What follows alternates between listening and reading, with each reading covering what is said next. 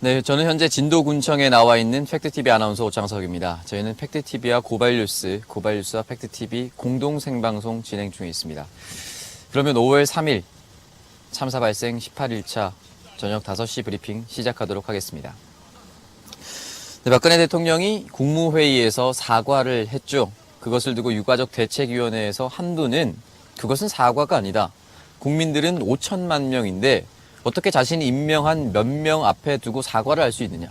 그것은 사과가 아니고 우린 사과라고 받아들일 수 없다라고 강경한 발언을 내뱉었습니다. 그리고 분향소를 찾았을 때도 무슨 광고를 찍는 것도 아니고 CF 장면처럼 그렇게 한번 쭉 둘러보고 간다는 것을 우리가 진심 어린 위로로 받아들이기 어렵다라고 격정적인 감정을 토해냈습니다. 그리고 어제였죠. 5월 2일 종교 지도자 간담회에서 이런 말을 남겼습니다. 추후에 또다시 사과를 하겠다. 그리고 국가 개조에 달하는 큰 변화, 즉 대안을 가지고 사과를 하겠다라고 말했습니다. 대안 없는 사과는 진정성이 없을 것이다 라고 밝힌 것입니다. 이것을 두고 일각 보수에서는 도대체 어느 정도 사과를 해야 받아들이겠느냐라고 언성을 높이기도 하고 사과를 한다고 크게 달라지겠느냐라고 말하기도 합니다. 그러면 반대로 질문을 좀 드리고 싶습니다. 국민 여러분이 또는 피해자 가족분들이 대통령이 사과를 한다고 해서 세월호에 갇혀있는 우리 친구들, 자녀들이 돌아올 거라고 생각했을까요? 저는 그렇게 생각하지 않습니다. 박근혜 대통령이 사과를 한다고 해서 실종자가 생존자로 바뀌지 않습니다. 그럼에도 불구하고 사과를 바랬던 것, 그것은 책임 있는 자세를 요구했던 것입니다. 그 사과문에서 책임 있는 자세와 진정성이 느껴지지 않았기 때문에 격분한 것이겠죠. 도대체 무엇이 원론인지, 도대체 무엇이 원칙인지 이해할 수가 없는 대목입니다. 그리고 대안을 가지고 사과를 하겠다라고 밝히셨습니다. 사후 약방문이라고 하죠. 지금 와서 사과를 한다. 늦은 사과지만, 그리고 그때 와서 대안을 말한다. 그러면 지금까지 어떤 대안을 가지고 계셨습니까? 대한민국의 역사가 건국한 지 약 60년에서 70년 정도 됐습니다. 그런데도 불구하고 그 대안이 제대로 나오지 않았다. 그리고 이제 와서 대안을 가지고 말하겠다는 자체가 도무지 이해할 수 없는 대목이라고 저는 생각합니다. 그리고 대안을 가지고 나온다고 해서 피해자 가족분들의 울분이 해소될까요? 또는 피해자 가족에서 유가족으로 바뀐 그들의 마음과 입장, 그것이 바뀔 수 있을까요? 이해할 수가 없는 대목입니다.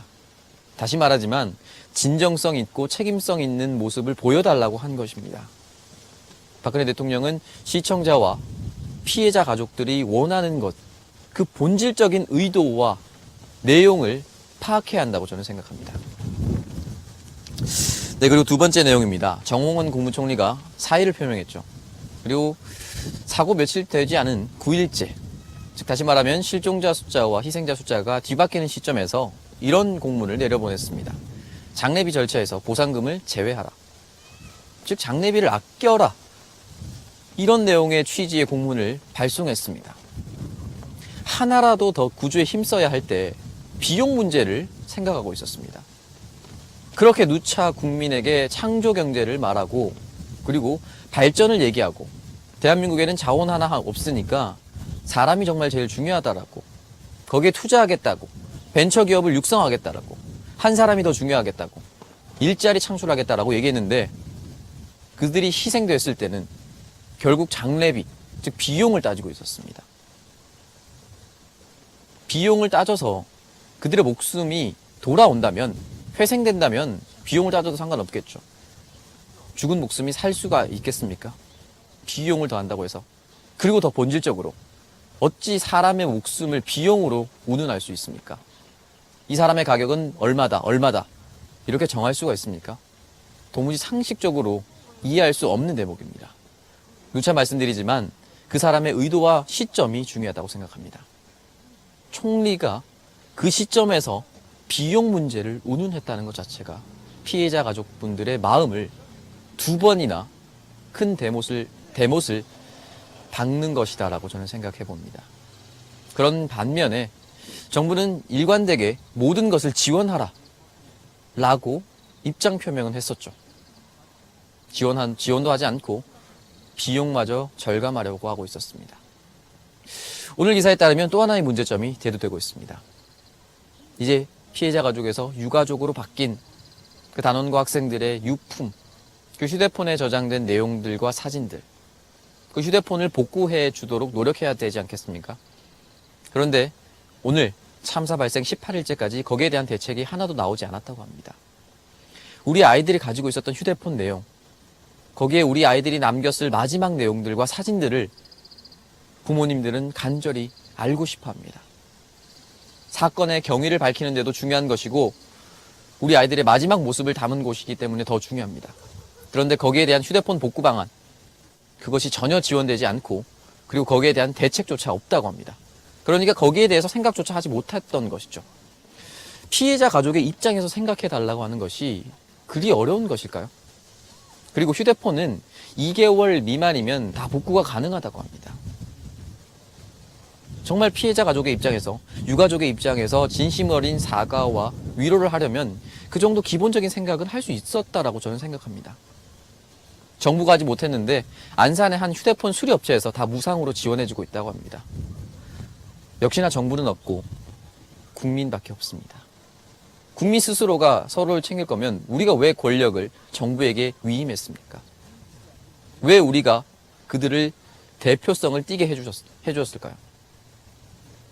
다시 말하지만 민주주의는 대의민주주의입니다. 우리를 대표해서 우리의 의사를 국민회의, 즉 줄여서 국회로 보내는 것이 바로 정부의 역할입니다. 받아들이고 실행하는 것도 정부의 역할이고. 그런데 지금까지 정부가 우리의 뜻조차 제대로 파악하지 못하고 있습니다. 실행은 차후의 문제인데 의견 반영조차 제대로 되지 않고 있습니다. 참담하다 이 말 하는 것조차도 이제 너무나도 입이 아플 정도입니다.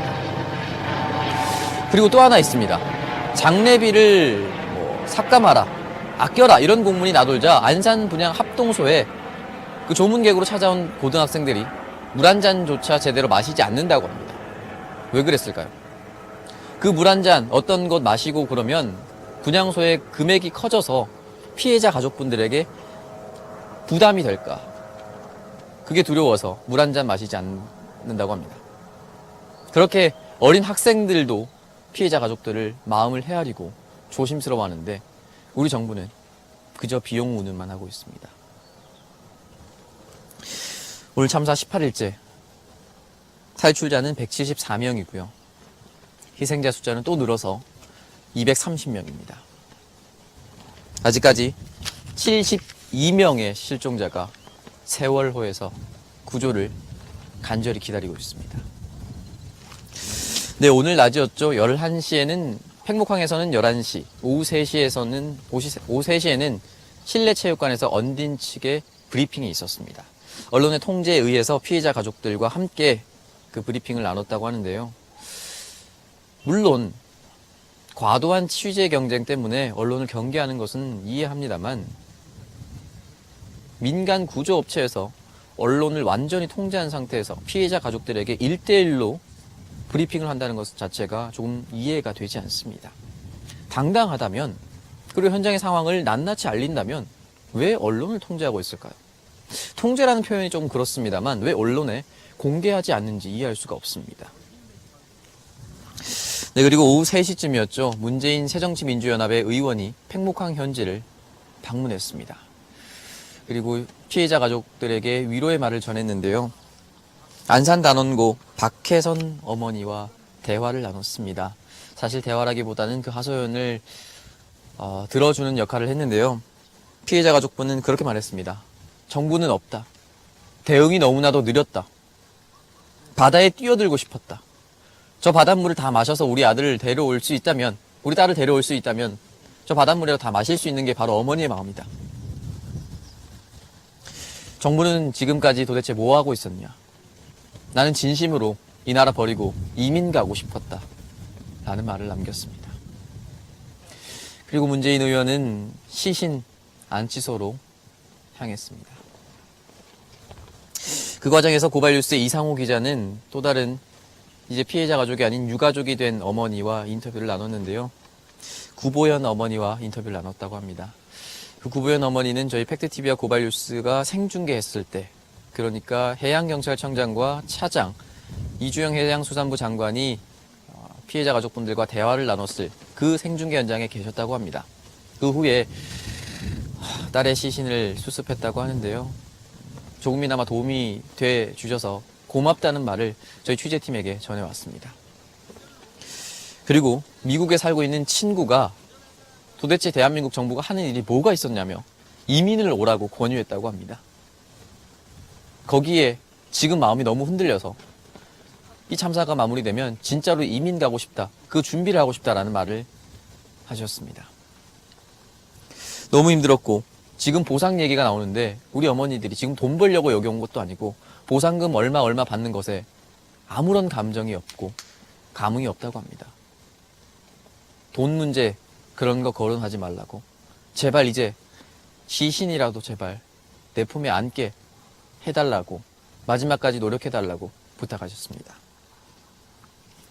그러면서 마지막으로 지금부터는 우리 사회가 반드시 기억해야 한다고 당부하셨습니다. 이건 지금 우리 방송을 보고 있는 시청자 여러분들도 반드시 기억해 주셔야 합니다. 6월에는 월드컵이 열리고요. 그 뒤에는 아시안 게임이 있습니다. 웅성웅성 대한민국을 외치다 보면 이 참사가 소리 소름 없이 잊혀질 수도 있습니다. 여러분, 월드컵이 없어도요, 아시안 게임이 없어도 대한민국 잘 돌아갑니다. 그런데 이 참사를 잊으면요, 또 다른 참사가 다시 찾아올 수도 있습니다. 참사를 완전히 막을 수는 없겠죠. 사건과 사고의 발생은 인류 역사와 함께, 하다못해 우리가 길에 가다 넘어지는 것도 평생 겪는 일입니다. 다만 중요한 것은 발빠른 대응이겠죠. 똑같은 이러한 혼선을 다시금 발생시키지 않기 위해서는 우리가 반드시 기억해서 다시는 이런 일이 발생하지 않도록 정부에게 강력하게 요구해야 합니다. 우리 모두의 일입니다. 우리 국민의 일이고요. 우리 친척의 일이고 내 친구의 일입니다. 그리고 문재인 의원이 팽목항을 빠져나가기 전에 모두 발언을 잠깐 했는데요. 주로 피해자 가족분들과 나눴던 대화, 거기가 그 대화가 너무 힘들었다라는 발언을 했습니다. 살려달라는 것도 아니고 시신만 꺼내달라는 그 피해자 가족분의 말을 들을 때 너무 힘들었다, 너무 죄송스러웠다 라고 대답했습니다. 그리고 체육관에서 떠나올 때 시신 찾은 것만으로도 다행이다라는 주변 피해자 가족분들의 말, 그리고 시신 찾은 것을 축하한다라고 다른 피해자 가족분들이 말할 때 너무 가슴이 짠했다고 합니다. 살려달라라는 말을 조차 할 수 없는 상황이라고 합니다. 원래 살려줘야 하는 거 아닌가요? 어떻게 시신을 찾은 게 축하받을 일인지 도무지 알 수가 없습니다. 그리고 시신을 찾은, 그래서 장례 절차를 밟으려고 떠나는 부모들이 남은 부모님들에게 먼저 가서 미안하다라는 말을 남겼다고 합니다. 그리고 그 자리에서 고발뉴스 이상훈 기자가 몇 가지 질문을 던졌습니다. 어떤 느낌을 가지고 오셨나? 문재인 의원은 참담하고 죄송스럽다라고 대답을 했고요. 그리고 박근혜 대통령이 사과 후에 김한길 대표가, 즉 야당 측 대표가 그것을 추인하는 듯한 발언을 내놔서 국민적 공분을 더 샀는데, 여기에 대해서 같은 야당 측 의원으로서 어떻게 생각하느냐라고 질문을 던졌습니다.